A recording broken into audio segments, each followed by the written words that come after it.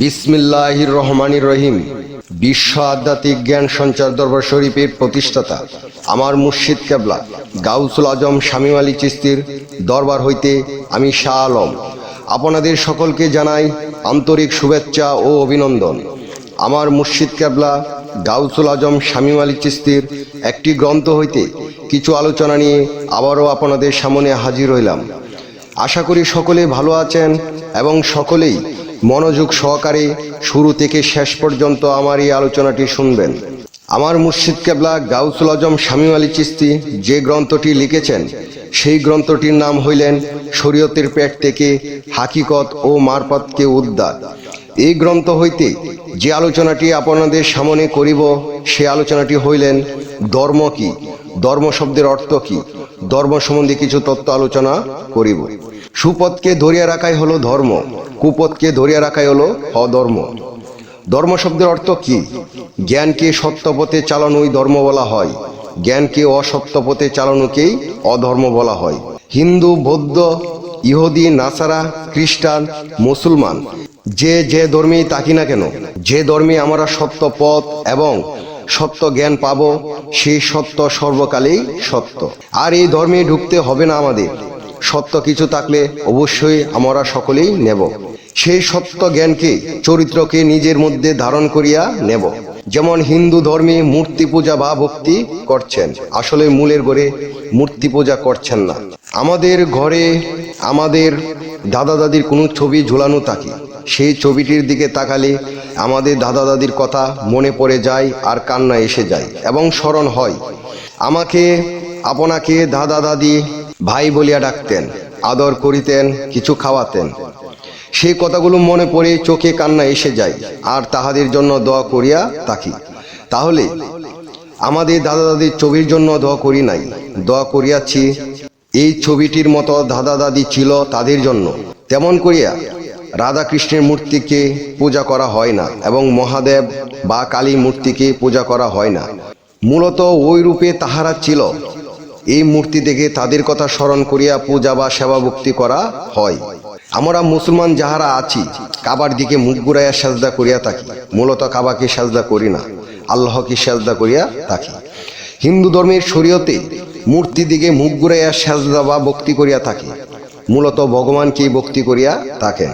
বৌদ্ধ ধর্ম, যদি আমরা বৌদ্ধ ধর্মের সত্য কিছু শিক্ষা বা জ্ঞান পাই তাহলে আমরা সকলে অবশ্যই সেই জ্ঞান নেব। বৌদ্ধ শব্দের অর্থ কি? অর্থাৎ ক্ষুদ্র জ্ঞান থেকে মহাজ্ঞানের আবিষ্কার। যেমন আগুনের ফুলকি থেকে আগুন জ্বালিয়ে প্রকাশ করা হয়, ঠিক প্রত্যেকটি ধর্মে ক্ষুদ্র জ্ঞান থেকে মানুষ মহাজ্ঞান লাভ করিয়া থাকেন। বৌদ্ধ আরও বলিয়াছেন অহিংসা পরম ধর্ম, আরও বলিয়াছেন জগতের সকল প্রাণী সুখী হোক। এতে বৌদ্ধ কাহারও কথা বাদ রাখেননি। বৌদ্ধের বাণীতে আরও একটি কথা পাওয়া যায়, আমি চলে যাচ্ছি, আমার পরে আরও একজন ব্যক্তি পৃথিবীতে আগমন করিবেন, তিনি তাহার নাম নিয়ে আসিবেন। হে পৃথিবীর মানুষ, তোমরা তাহাকে মানিও, তাহার নাম থাকিবে মুহাম্মদ, একজন শ্রেষ্ঠ মানুষ। বৌদ্ধ নিজেই অনেক জ্ঞানী এবং সৎ ধর্মে দ্রাবিত বলেই তিনি অন্যকে বড় বলে গেলেন। ইহুদি, নাসারা, খ্রিস্টান তিনটি ধর্মের তিনজন নবী। ইহুদি ধর্মের নবী বা নেতা তিনি হলেন হযরত মুসা আলাইহিস সালাম। নাসারা ধর্মের নবী বা নেতা তিনি হলেন হযরত দাউদ আলাইহিস সালাম। খ্রিস্টান ধর্মের নবী বা নেতা তিনি হলেন হযরত ঈসা আলাইহিস সালাম। সমস্ত শান্তির ধর্মের নেতা হযরত মুহাম্মদ সাল্লাল্লাহু আলাইহি ওয়াসাল্লাম, শান্তিদাতার উৎস। যে ধর্মে মুহাম্মদ নেই সে ধর্মে সুজ্ঞান ও সুশান্তি নেই। এক একটি নবীকে আল্লাহ তাআলা এক একটি গুণ প্রকাশ করিয়াছেন। অগণিত নবী রাসূলকে আল্লাহ পাঠিয়েছেন, তাদেরকে দিয়ে আল্লাহ অগণিত গুণ প্রকাশ করিয়াছেন, কিন্তু হযরত মুহাম্মদ নবীকে দিয়ে আল্লাহ সমস্ত গুণ প্রকাশ করিয়াছেন। সমস্ত নবী ও রাসূলের সমস্ত জ্ঞান ও গুণ হযরত মুহাম্মদ নবীকে দিয়েই প্রকাশ করাইলেন। সমস্ত নবী পয়গম্বর একদিকে আর হযরত নবী একাই একদিকে। সমস্ত মাখলুকাতের দাতা এবং নবী পয়গম্বরদের জ্ঞান ও গুণ দাতাই হযরত মুহাম্মদ নবী, তিনি হন রাসূল আল্লাহ। মুহাম্মদ সাল্লাল্লাহু আলাইহি ওয়াসাল্লামকে সৃষ্টি না করিলে আল্লাহ তাআলা কিছু সৃষ্টি করিতেন না। এই কথাগুলো এই জন্যই বলা হইল, আল্লাহ তাআলা নূর থেকে মুহাম্মদ নূর সৃষ্টি করা হইয়াছে, আর মুহাম্মদী নূর থেকে সারা জাহান সৃষ্টি করা হইয়াছে। তাই সর্বদিক দিয়ে এবং সর্বজ্ঞানে ও গুণে মুহাম্মদ নবী শ্রেষ্ঠ। এই শ্রেষ্ঠ নবী বলে গেছেন, আমি শেষ নবী, মুহাম্মদুর রাসূল আল্লাহ, আর কোনো নবী আসবেন না। আমার পরে বেলায়েত চালু হইয়া যাবে। তোমরা পীর ওলি আউলিয়াদের কাছে যাইও, আমি তাহাদের মাধ্যমে আছি এবং থাকিব। ওলি আউলিয়াদের মধ্যে আমি কেমন করিয়া আছি? এই রকম করিয়া আছি যে তাহাদের সর্বঙ্গ জুড়ে এবং আত্মা জুড়ে। তাহাদেরকে মানলেই আমি মোহাম্মদ নবীকে পাইয়া যাইবা। এই কথাটি সকল স্তরের মানুষদের জন্য। যিনি নিজের সত্য ধর্মটাকে বুঝেন, তিনি সকল সত্য ধর্মটাকেই বুঝেন। যিনি নিজেকে নিয়ন্ত্রণ করতে জানেন, তিনি অন্যকেও নিয়ন্ত্রণ করতে জানেন। যিনি ভালোবাসতে জানেন, তিনি ভালোবাসা পেতেও জানেন। তাই আমার মুর্শিদ কেবলা গাউসুল আজম শামীম আলী চিশতি বলতেন, ধৈর্যশীল ব্যক্তির জয় শেষের দিকে হয়, অধৈর্যের বেশিরভাগই হয় ক্ষয়। জ্ঞানী তুমি যতই হও, তবু জ্ঞানীর সঙ্গ লও। নিজের ভুল দেখা যায় না, অন্য জ্ঞানী করবে ভাও। মানুষ দিয়ে করব বিচার, ধর্ম দিয়ে হয় অত্যাচার। সত্য ধর্ম না বুঝিলে হইয়া যাবে অবিচার।